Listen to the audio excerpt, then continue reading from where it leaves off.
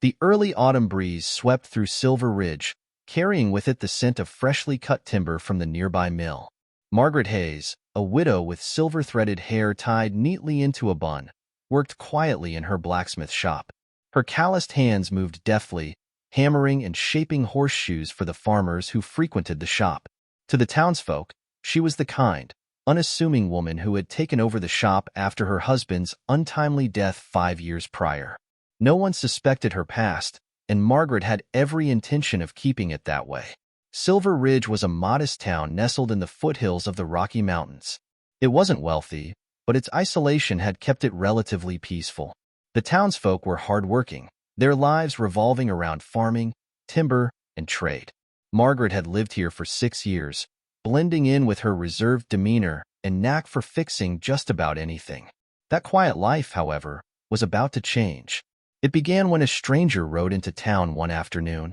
Margaret was finishing a set of nails for Amos Green, the young sheriff, when she noticed the horseman through her shop window. He was tall, broad-shouldered, and carried himself with an air of authority. His face was shadowed by a wide-brimmed hat, but the glint of his holster and the cold expression in his eyes made Margaret uneasy. Sheriff Green, eager to prove himself despite his lack of experience, greeted the stranger outside the general store.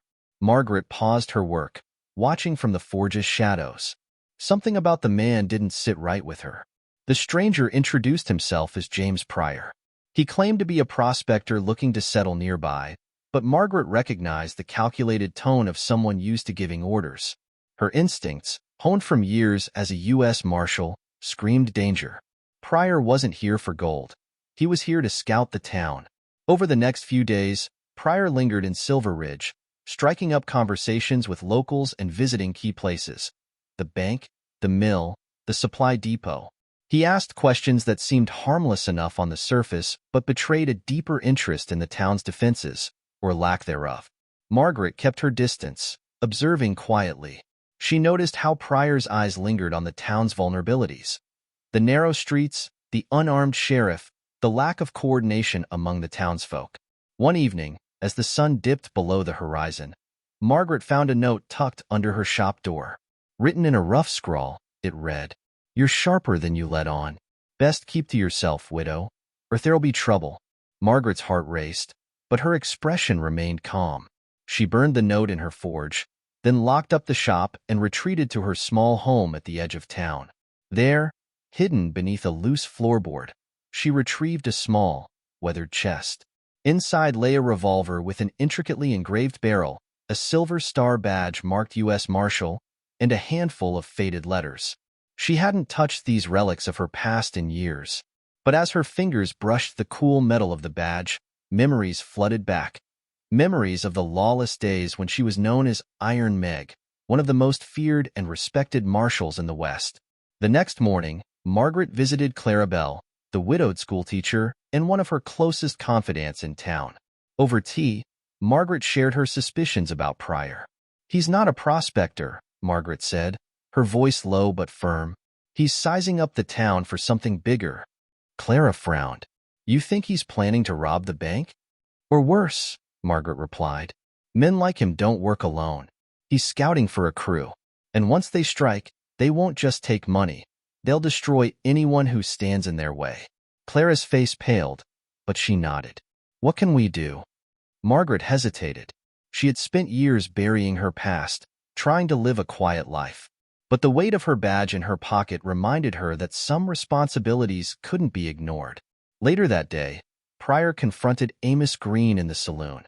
Margaret, seated in the corner, watched as the sheriff tried to stand his ground against Pryor's veiled threats. "This town's too quiet for its own good," Pryor said, leaning on the bar. "You should be careful, Sheriff. Quiet places like this, they attract the wrong kind of attention." Amos puffed up his chest. "Silver Ridge doesn't take kindly to troublemakers." Pryor smirked. "Good to know." Margaret saw the way Pryor's men, who had trickled into town over the past few days, exchanged knowing glances. They were preparing for something. That night, Margaret sat by the fire in her home, her revolver on the table before her. She had chosen this town to escape the violence of her past, to build a life that didn't revolve around bloodshed. But the people of Silver Ridge, people like Clara, Amos, and the hard-working families, didn't deserve what was coming. The next morning, Margaret approached Amos in his office. She found him poring over wanted posters, frustration evident on his young face.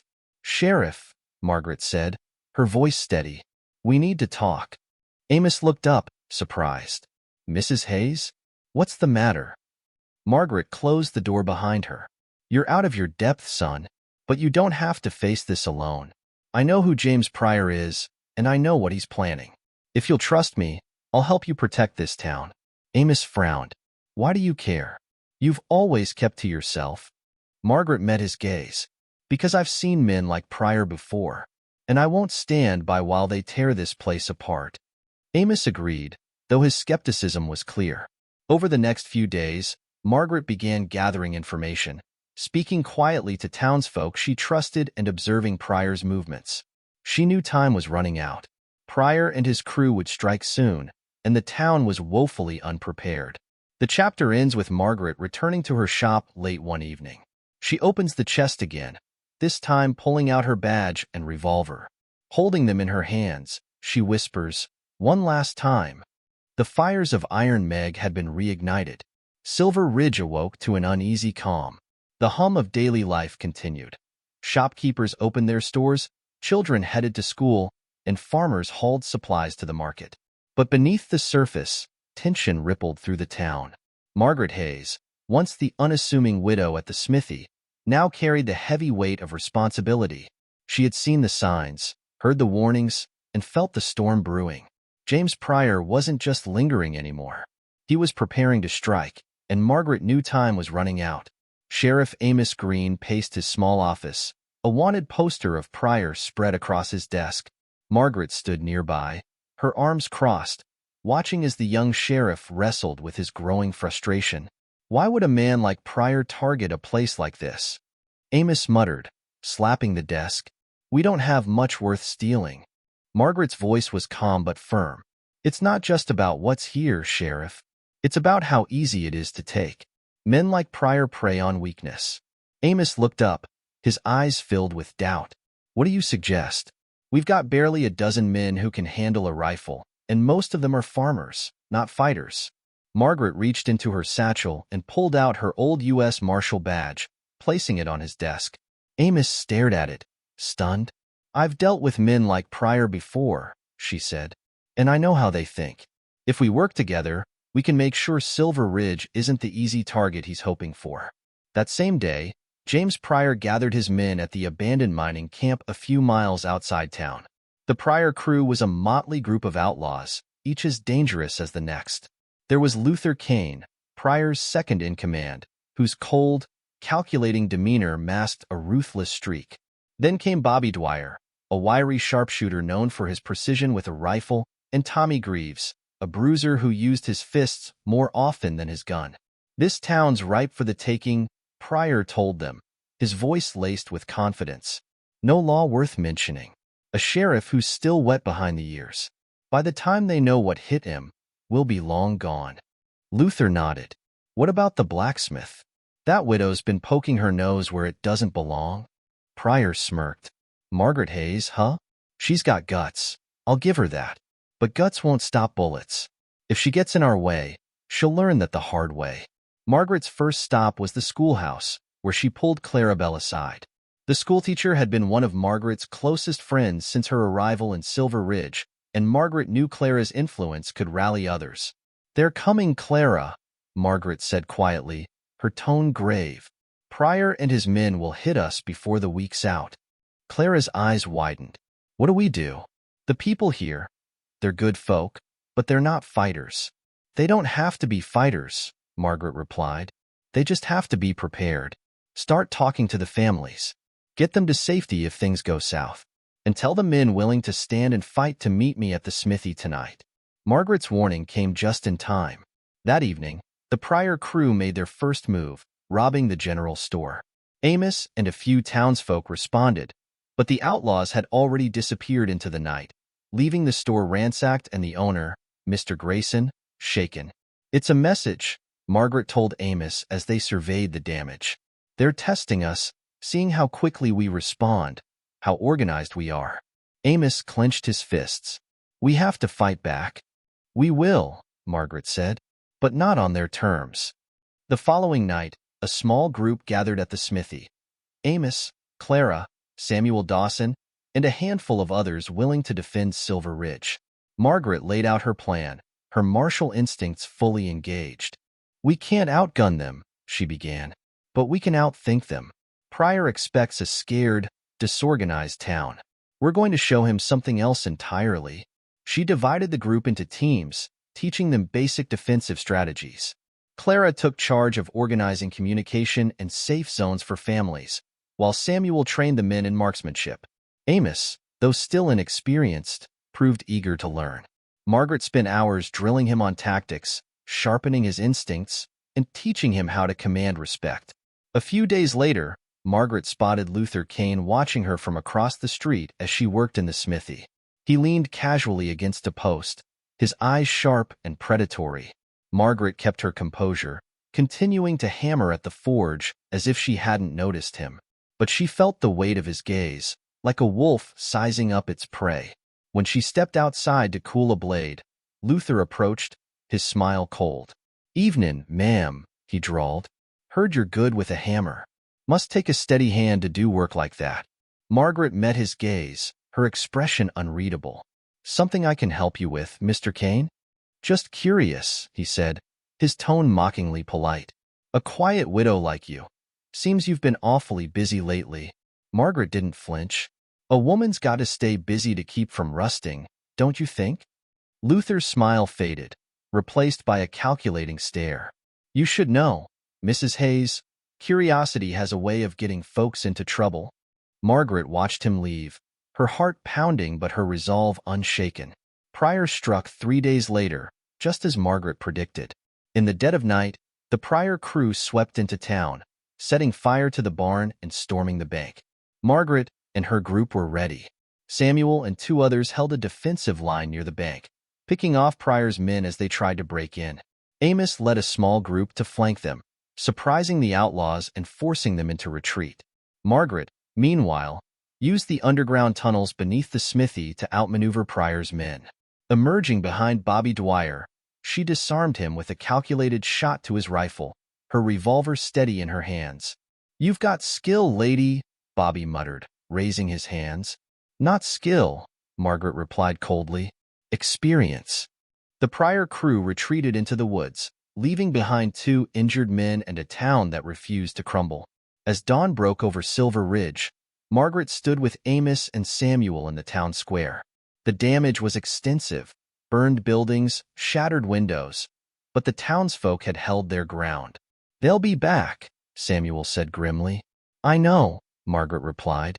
"And next time, they won't just come for money. They'll come for blood." Amos looked at her, determination replacing the doubt in his eyes. "What do we do now?" Margaret turned to face the townsfolk gathering around them. "We prepare. If Pryor wants a fight, we'll give him one he'll never forget." The chapter ends with Margaret walking back to her smithy, her revolver in hand and her resolve stronger than ever. The quiet widow of Silver Ridge was gone. In her place stood the woman she had buried long ago. Iron Meg, ready to protect her town at all costs. Margaret Hayes stood at the edge of her smithy, staring out over Silver Ridge as the first rays of dawn stretched across the valley. The town bore the scars of the Pryor crew's raid. Charred remains of the barn smoldered in the morning light, and shattered windows gleamed like jagged teeth.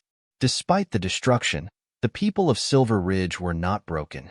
Margaret had seen their spirit the night before as they fought back, driving off Pryor and his men. But she also saw the fear behind their determination. The Pryor crew would return. She knew that much with certainty. Men like James Pryor didn't take failure lightly, and this time, they wouldn't just come to steal. They would come to destroy. Margaret's jaw tightened as she adjusted the strap of her leather apron. If the people of Silver Ridge were going to survive, they needed more than courage.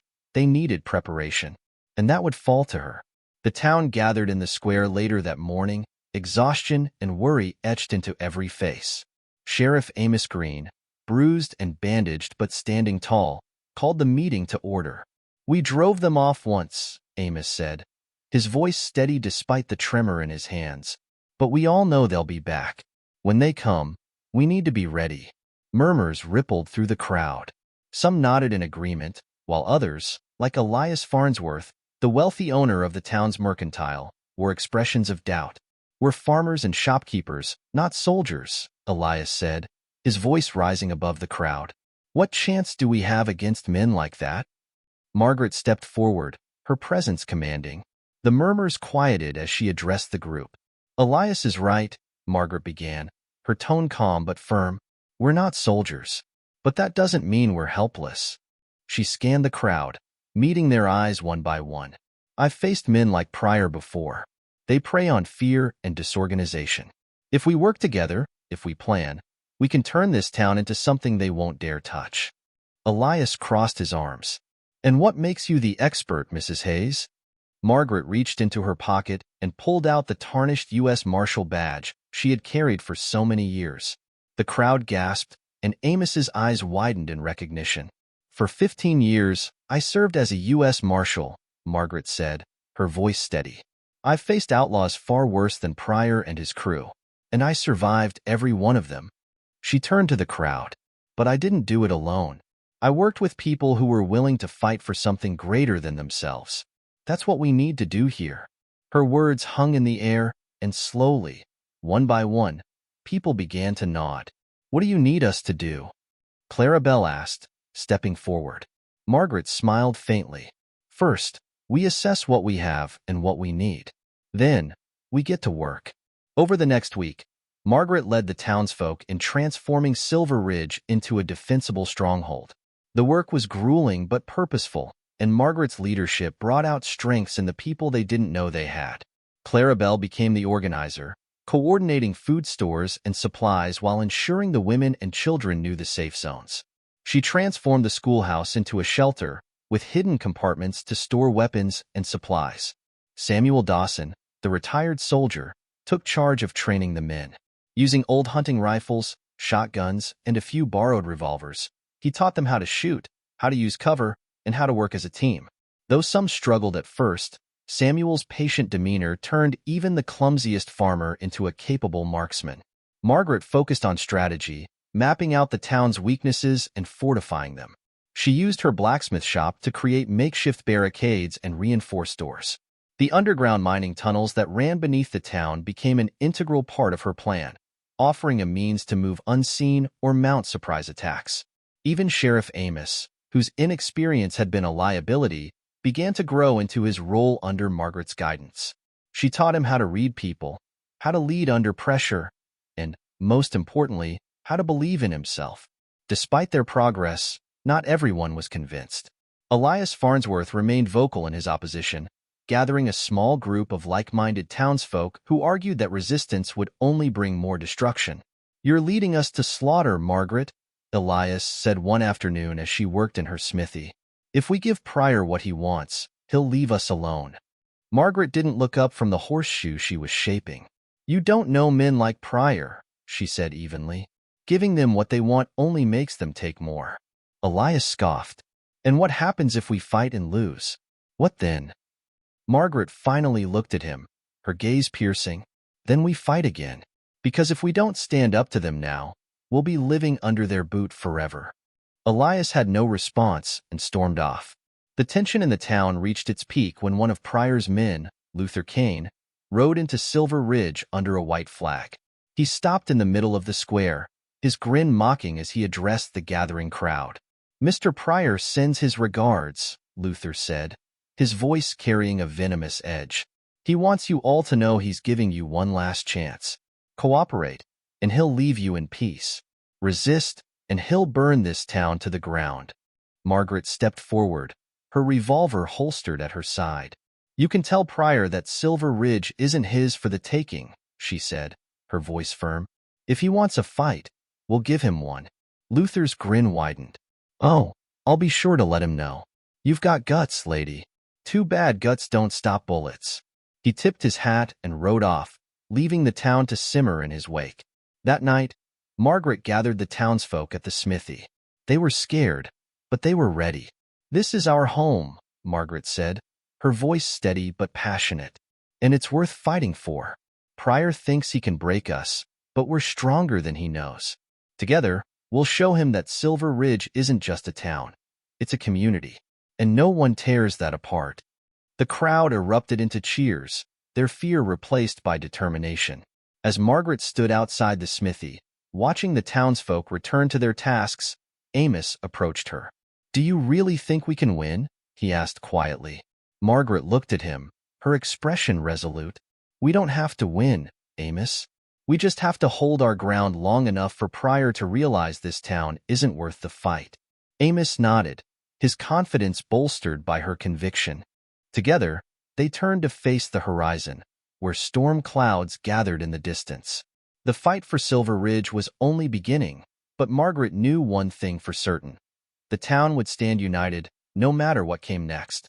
The evening wind swept through Silver Ridge, carrying with it the mingled scents of freshly tilled earth and distant rain. Margaret Hayes sat on the porch of her small home, her revolver disassembled on the table before her. With careful precision, she cleaned each piece, her hands moving instinctively as her mind wandered to the past. It had been years since she had last held her badge as a U.S. Marshal, but the weight of her choices felt as heavy now as it had back then. The town was as ready as she could make it, yet Margaret couldn't ignore the feeling that something deeper was at play. Pryor's crew wasn't just about money or supplies. There was a pattern to his movements, a method to his raids that reminded her of the gang she had pursued in her final days as a marshal, a gang led by Pryor's father, Malcolm. Margaret's mind drifted back to that fateful year when her name had been both feared and respected across the Western Territories. Malcolm Pryor's gang had been one of the most brutal she had ever encountered. They robbed banks, burned homesteads, and left no witnesses in their wake. Margaret had been part of the team that dismantled them, but the victory came at a price. Malcolm had died in the final shootout, and his son, James, had sworn revenge. She had thought those days were behind her, buried along with her badge. But James Pryor's presence in Silver Ridge felt too personal to be a coincidence. "Old ghosts," she muttered, reassembling the revolver with practiced ease. The knock on her door startled her. She stood, slipping the revolver into its holster as she opened the door to find Sheriff Amos Green standing on her porch. His hat was clutched in his hands, his expression a mix of determination and uncertainty. "We need to talk," Amos said.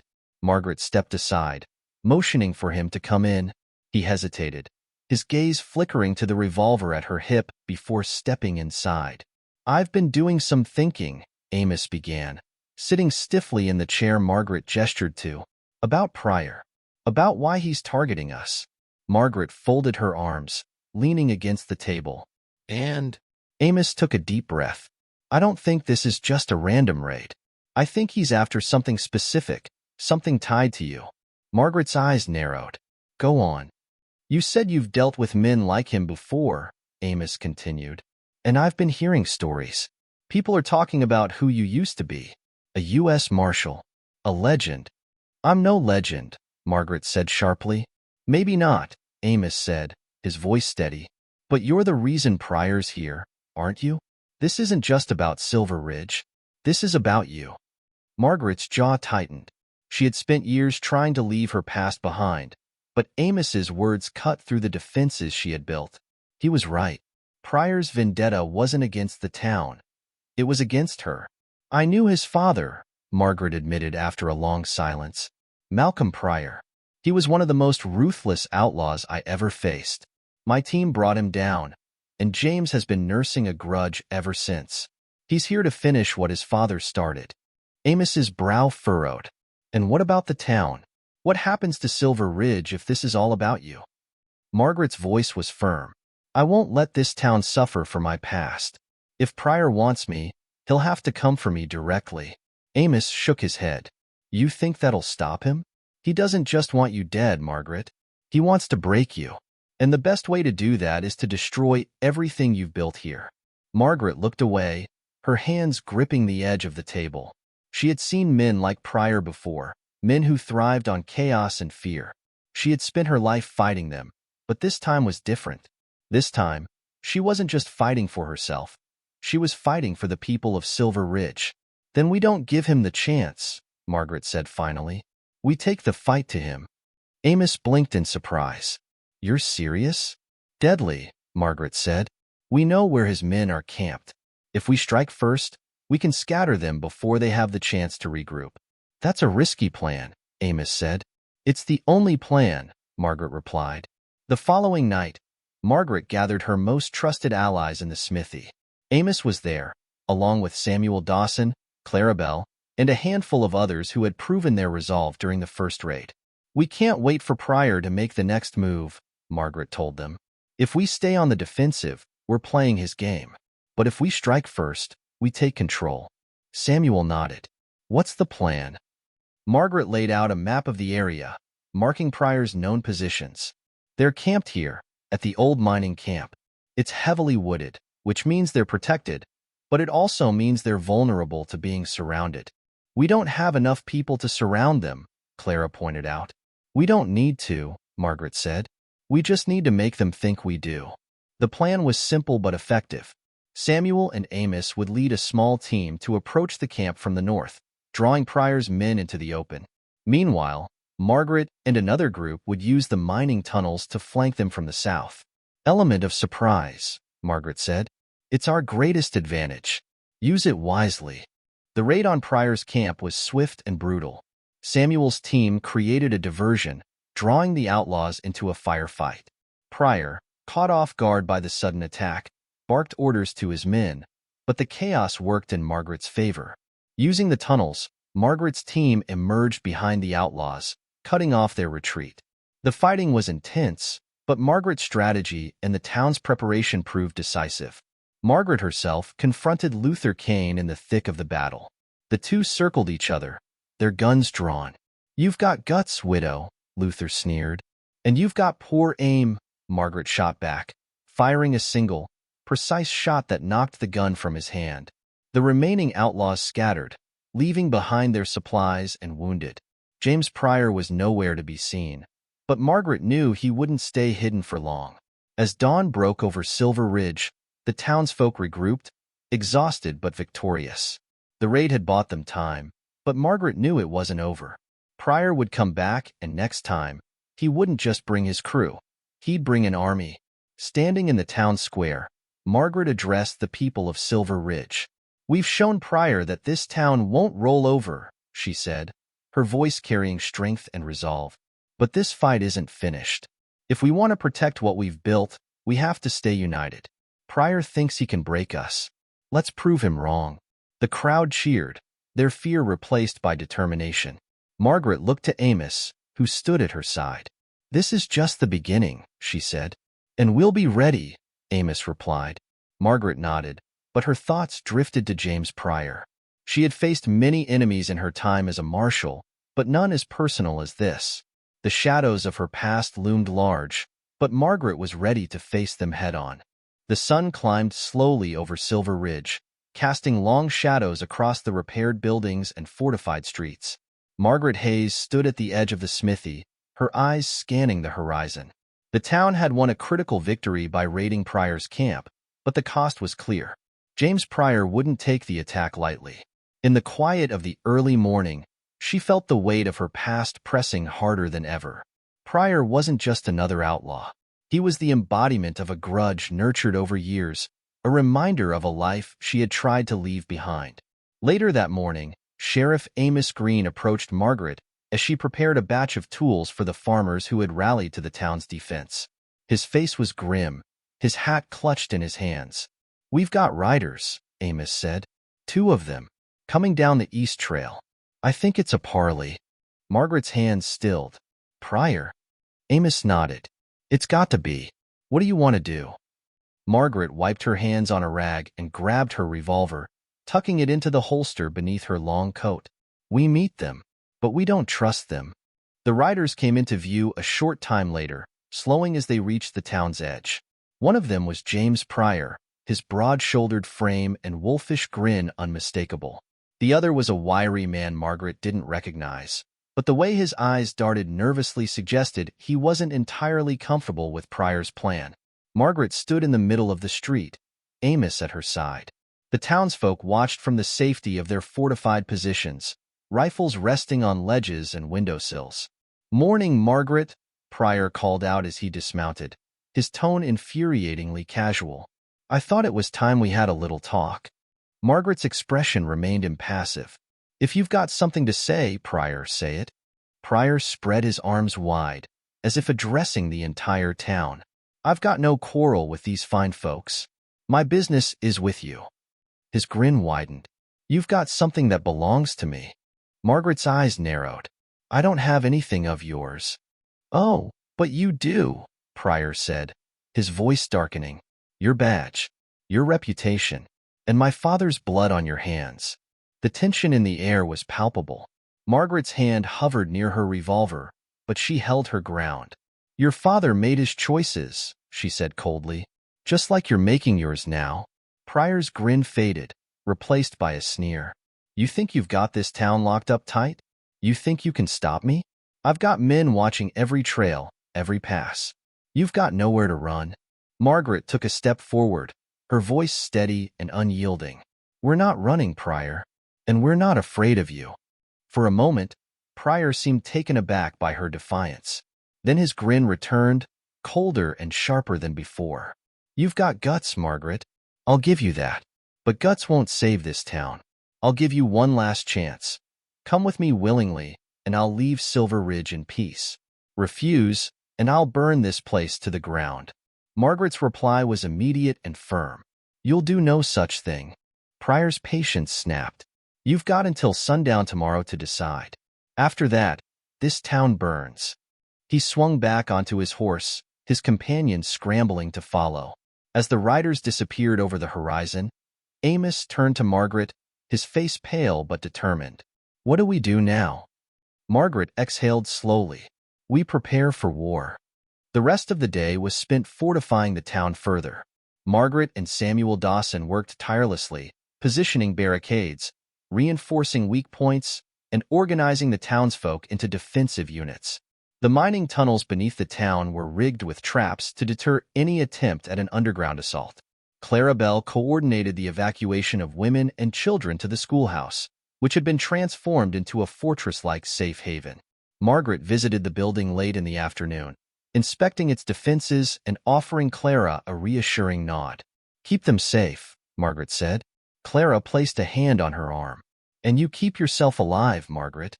This town needs you." That night, Margaret sat alone in her home, her revolver resting on the table before her. She had faced death countless times, but this fight felt different. This wasn't just about survival. It was about protecting the people who had given her a second chance at life. Her thoughts were interrupted by a soft knock at the door. She opened it to find Amos standing there, his expression unreadable. "I thought you'd want to know," he said. "One of Pryor's men came into camp a few hours ago. Surrendered outright. Said he'd had enough." Margaret's brow furrowed. "What else did he say?" "He confirmed what we already guessed," Amos replied. "Pryor's bringing everything he's got. 30 men, maybe more."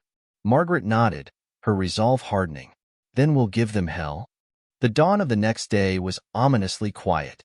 The townsfolk took their positions, each one knowing the odds they faced.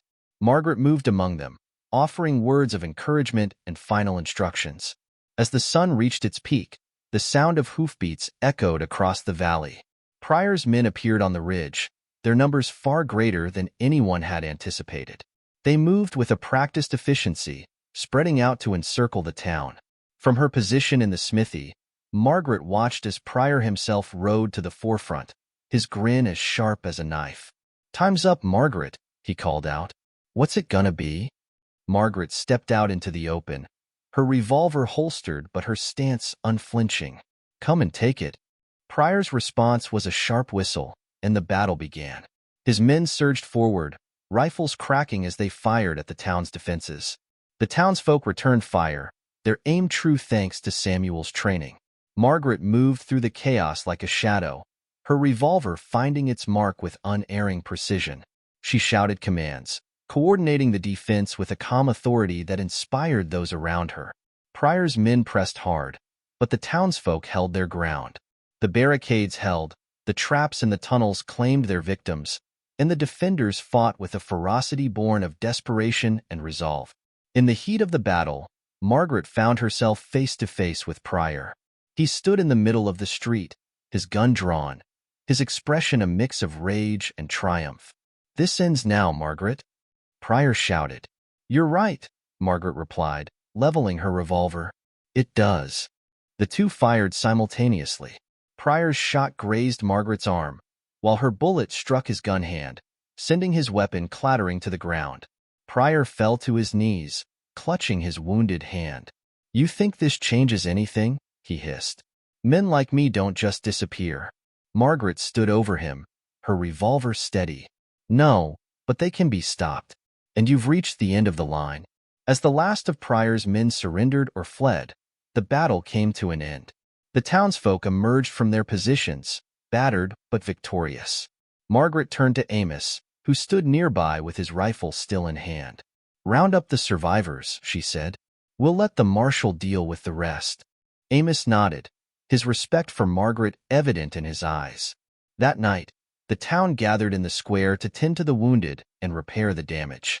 Margaret stood at the edge of the crowd, her arm bandaged, her expression weary but proud. Silver Ridge had survived, but the fight wasn't over. Pryor's capture marked the end of one chapter, but Margaret knew there were more challenges ahead. As the stars lit up the night sky, she whispered to herself, "We're not done yet." The morning after the battle brought a sobering stillness to Silver Ridge. The town had survived Pryor's assault, but the cost was etched into every face and structure.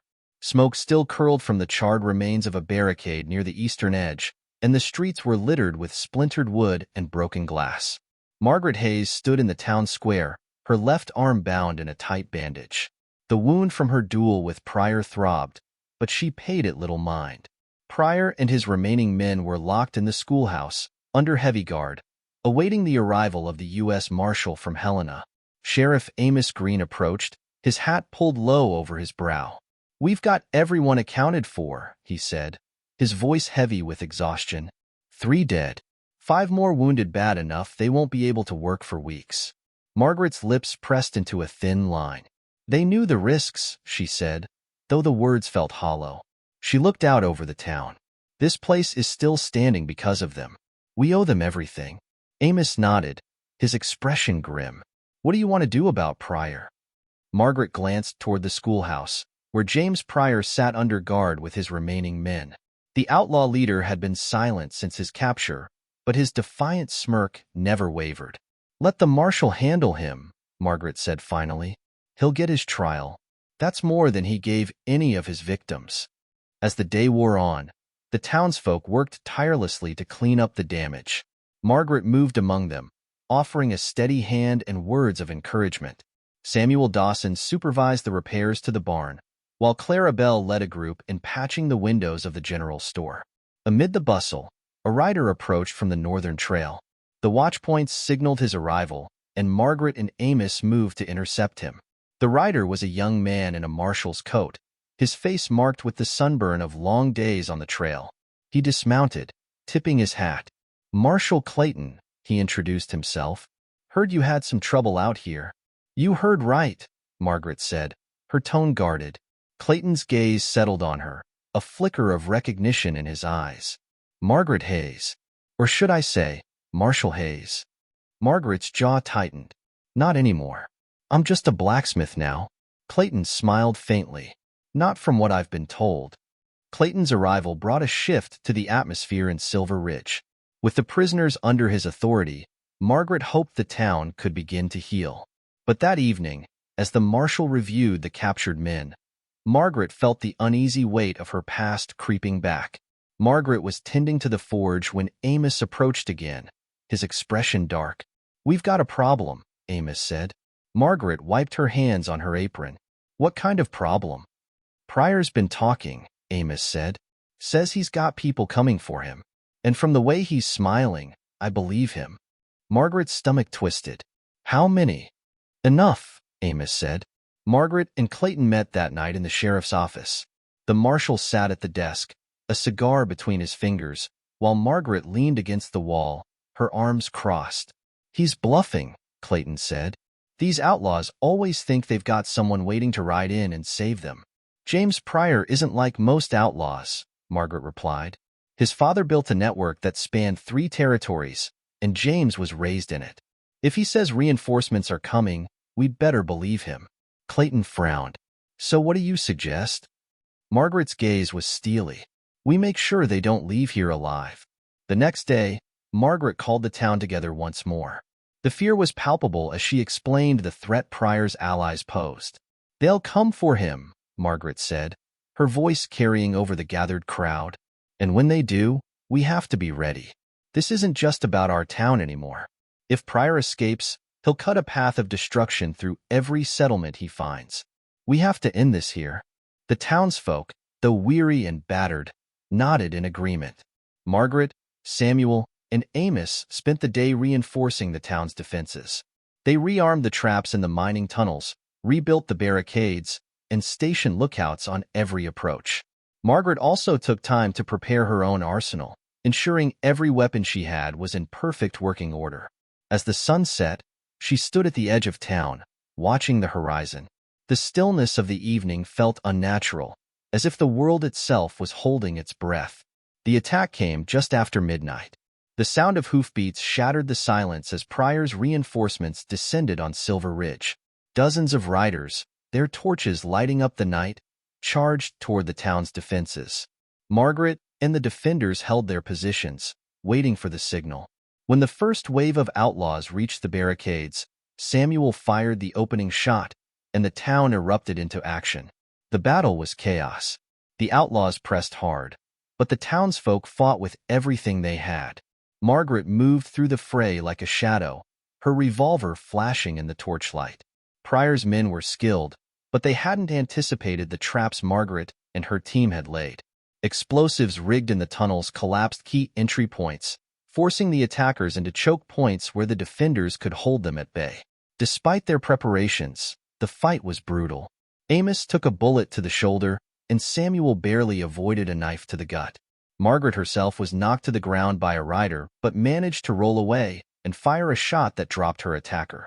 As dawn broke, the battle was over. The outlaws who survived had either fled or been captured. Pryor's reinforcements had been decimated, their assault broken by the determination of the town. Margaret stood in the square, her face streaked with dirt and sweat. Around her, the townsfolk tended to the wounded and gathered the remaining prisoners. Marshal Clayton approached, his expression a mix of admiration and exhaustion. "You did it," he said. "We did it," Margaret corrected. Later that morning, Pryor was dragged from his cell and brought before the gathered townsfolk. For the first time, his smirk was gone, replaced by a cold glare. "This isn't over," he snarled. Margaret stepped forward, her gaze unwavering. "It is for you." Clayton secured Pryor and his men in a wagon bound for Helena. As the prisoners were taken away, Margaret felt a weight lift from her shoulders. That night, Silver Ridge was quiet. The town had endured its greatest test, and though the scars remained, the spirit of its people was stronger than ever. Margaret sat on her porch, staring out at the stars. Amos joined her, his arm in a sling. "You think it's really over?" Amos asked. Margaret shook her head. "Men like Pryor always leave a shadow, but this town's proven it can stand against anything." As the wind carried the faint scent of rain, Margaret allowed herself a small, weary smile. Silver Ridge was safe, for now, and for the first time in years, she felt a glimmer of hope. The days following the final battle were a blur of recovery and rebuilding for Silver Ridge. The town had weathered the worst Pryor's gang could throw at it, but the physical and emotional toll was undeniable. Bullet holes scarred the walls, burned-out structures stood as grim reminders of the fight, and the townsfolk moved with a weary resolve. Margaret Hayes stood at the edge of the schoolhouse, watching as Clara Bell supervised the distribution of supplies. Despite the chaos of recent weeks, Clara had become a steadying presence, her sharp mind and tireless energy ensuring the town's recovery stayed on track. "You've built something remarkable here, Margaret," Clara said as she approached, wiping her hands on her apron. "It's not just the defenses. It's the people. They believe in what we've done." Margaret's gaze swept across the square, where neighbors worked side by side to patch buildings, mend fences, and care for the wounded. "It's not me they believe in," she said. "It's themselves. That's what'll keep this place standing long after we're gone." By midweek, the tension that had gripped Silver Ridge began to ease. With Pryor and his men en route to Helena under Marshal Clayton's watchful eye, the immediate threat was gone. But Margaret couldn't shake the feeling that something lingered, an unfinished thread from her past that refused to be tied off. That evening, Sheriff Amos Green found her at the forge, where she was reshaping bent iron into tools for the town's farmers. "You've got that look," Amos said, leaning against the doorframe. "What look?" Margaret asked without glancing up. "The one you get when you're planning something dangerous," Amos replied. Margaret set down her hammer and wiped her hands on a rag. "You know me too well." Amos crossed his arms. "So? What's eating at you?" Margaret sighed, her expression darkening. Pryor wasn't bluffing about his network. He's got connections that run deep, and I don't think we've seen the last of them. "You think someone's coming after him?" Amos asked. "Maybe," Margaret said. "Or maybe they'll come after us, to finish what he started." That night, Margaret sat alone on her porch, her thoughts heavy. She had spent years running from her past, but it was clear now that the past had caught up to her. She had no choice but to confront it head-on. As the stars blinked into view, she made her decision. The next morning, Margaret called a meeting in the town square. The townsfolk gathered quickly, their faces a mix of curiosity and concern. "I've been thinking about what comes next," Margaret began, her voice steady. "We've proven we can defend ourselves, but Silver Ridge isn't the only town that's been threatened by men like Pryor. There are others out there, facing the same dangers we've faced." A murmur ran through the crowd. Samuel Dawson stepped forward, his arms crossed. "What are you saying, Margaret?" "I'm saying it's time we do more than just defend this town," Margaret replied. "It's time we help others do the same." Margaret's proposal was ambitious: to create a network of communities united by a common purpose, to protect themselves and each other from the lawlessness that still plagued the frontier. "We've learned a lot these past weeks," Margaret said. "We've learned how to stand together, how to fight back, and how to build something stronger than fear. If we can share that with other towns, we can create something Pryor's kind can't tear down." Clara Bell nodded, her expression resolute. "I'm with you, Margaret. But how do we start?" "We start small," Margaret said. "We reach out to the nearest towns, offer to teach them what we've learned. If they're willing, we help them set up defenses, train their people, and build their own networks." Amos frowned. "And what happens when Pryor's allies hear about this? You know they'll come looking." Margaret's eyes were cold steel. "Then we make sure they find a fight they can't win." The plan took shape quickly. Margaret, Amos, and Clara mapped out the surrounding settlements, identifying those most likely to need help. Samuel offered to lead the first outreach team, while Clara began compiling lists of supplies they could spare. As preparations got underway, Margaret found herself reflecting on how far the town had come. A few weeks ago, Silver Ridge had been a vulnerable farming community, unprepared for the violence that descended upon it. Now, it was a beacon of hope and strength, a testament to what people could achieve when they stood together. The first test of their new network came sooner than expected. A rider from a nearby settlement, Pine Hollow, arrived with urgent news. The town had been raided by a smaller offshoot of Pryor's crew, and they feared a second attack. Margaret wasted no time organizing a response. She and Samuel led a team of Silver Ridge's best fighters to Pine Hollow, arriving just hours before the outlaws returned. The defenders used the same tactics that had saved Silver Ridge: barricades, coordinated fire, and calculated traps. The outlaws, caught off guard by the town's sudden preparedness, retreated after a brief skirmish. For Margaret, the victory wasn't just about protecting Pine Hollow. It was proof that their idea could work. Over the next several weeks, the network grew.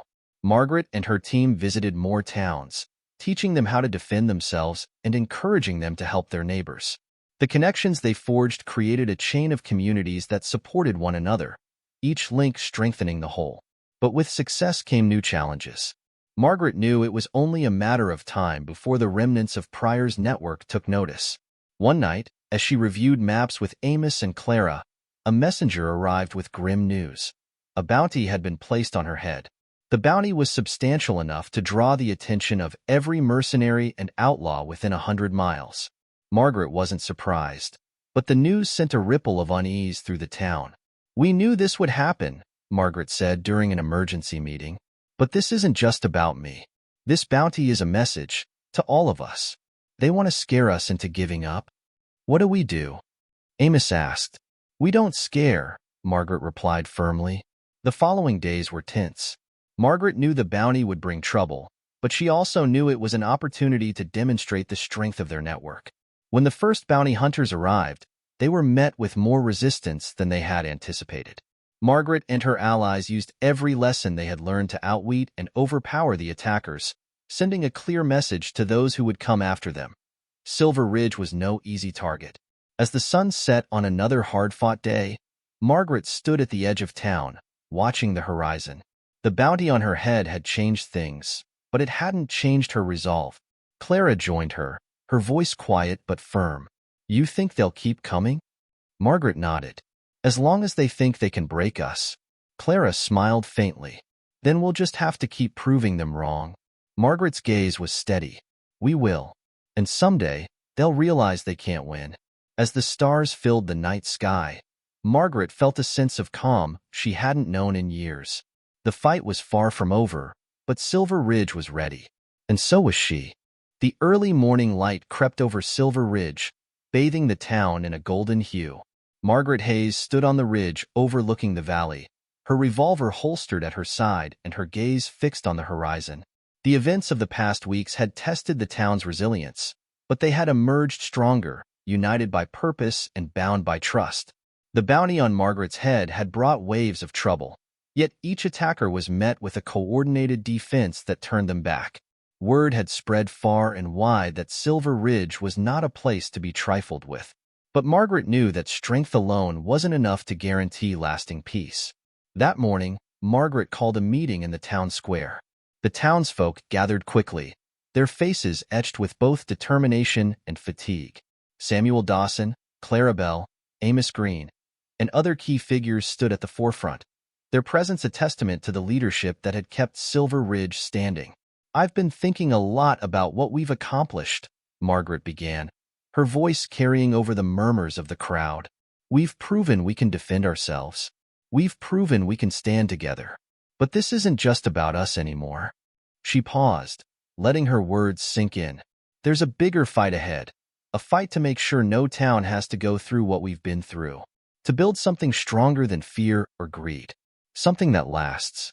The crowd listened intently as Margaret laid out her vision for the future. It wasn't just about protecting Silver Ridge. It was about building a network of towns united by trust and shared purpose. "This isn't about creating an army," Margaret said. "It's about creating a community that spans miles, one that outlaws like Pryor can't break because it's too strong, too connected." As the meeting concluded, volunteers stepped forward to help carry the message to other settlements. Samuel Dawson and Clara Bell offered to lead the first outreach efforts, their confidence bolstered by the victories they had shared. Margaret felt a swell of pride as she watched them organize. These were ordinary people, farmers, blacksmiths, teachers, who had risen to extraordinary heights to protect their homes and each other. Later that day, Margaret visited the schoolhouse, which had become a symbol of the town's resilience. Inside, Mary Harper, the young teacher, worked with a group of children on lessons that blended reading, writing, and observation skills. The children laughed and played, their innocence a stark contrast to the hardships the town had faced. Margaret stepped inside, drawing the children's attention. "Mrs. Hayes," one of the boys exclaimed, running to her side. Margaret smiled, crouching down to meet his eager gaze. "What are you learning today?" "Miss Harper's teaching us about maps," the boy said proudly. Margaret looked at Mary, who smiled warmly. "Good work," Margaret said. "Someday, these kids might be the ones keeping this town safe." As Margaret watched the children return to their lessons, she felt a glimmer of hope for the future. That evening, Margaret sat with Amos and Samuel by the fire pit near the town square. The stars twinkled overhead, and the crackle of the fire provided a soothing backdrop to their conversation. "You've built something special here," Amos said. his voice tinged with admiration. Margaret shook her head. We all built it. Together. Samuel leaned forward, his expression thoughtful. Do you think it'll hold? This network we're building? Margaret's gaze turned to the fire, the flames reflecting in her eyes. It'll hold if we keep teaching people to trust each other, to stand together. That's the hardest part, but it's the most important. The next morning, Margaret prepared to leave Silver Ridge for the first time in months. She would join Clara and Samuel on their first outreach mission to a nearby town, bringing with her the lessons that had kept Silver Ridge safe. As she saddled her horse, a small group of townsfolk gathered to see her off. You'll come back, won't you? Clara Belle asked, her voice steady despite the emotion in her eyes. Margaret smiled faintly. This will always be home. She mounted her horse and looked out over the town she had helped transform. Take care of it, she said, her voice firm, and take care of each other. The ride to the neighboring settlement was quiet, the landscape rolling past in shades of green and gold. As they approached their destination, Margaret reflected on how far she had come, not just as a lawkeeper, but as a person. She had spent years running from her past, but now she understood that her past was a part of her, a part that had shaped her into someone capable of building a better future. The neighboring town, Cedar Creek, welcomed Margaret and her team with cautious curiosity. The settlers had heard of Silver Ridge's stand against Pryor, and they were eager to learn how to defend themselves. Over the next several days, Margaret and her team shared their knowledge, teaching the townsfolk everything from constructing defenses to coordinating as a unified group. The people of Cedar Creek proved quick learners, their resolve bolstered by Margaret's calm authority. When Margaret returned to Silver Ridge a week later, she found the town thriving. The repairs were nearly complete, the streets bustling with activity, and the watchpoints manned by sharp-eyed volunteers. In the months that followed, Silver Ridge's influence spread. Towns across the territory adopted the principles Margaret and her team had taught, forming a loose but effective network of mutual support. The bounty on Margaret's head faded into irrelevance as her reputation grew, not as a lone gunslinger, but as a leader who had inspired countless others to stand together. One evening, Margaret stood on the ridge overlooking the valley. The lights of Silver Ridge twinkled below, a testament to what they had built. Amos joined her, his expression contemplative. You've done something incredible here, Margaret. She smiled, her gaze never leaving the town. We all did. And it's just the beginning. As the wind carried the scent of pine and earth, Margaret felt a deep sense of peace. The legend of Margaret Hayes, the marshal-turned-blacksmith, had become something far greater than a story of violence or vengeance. It was a story of transformation, of resilience, and of hope. And as long as there were people willing to stand together, that story would never end.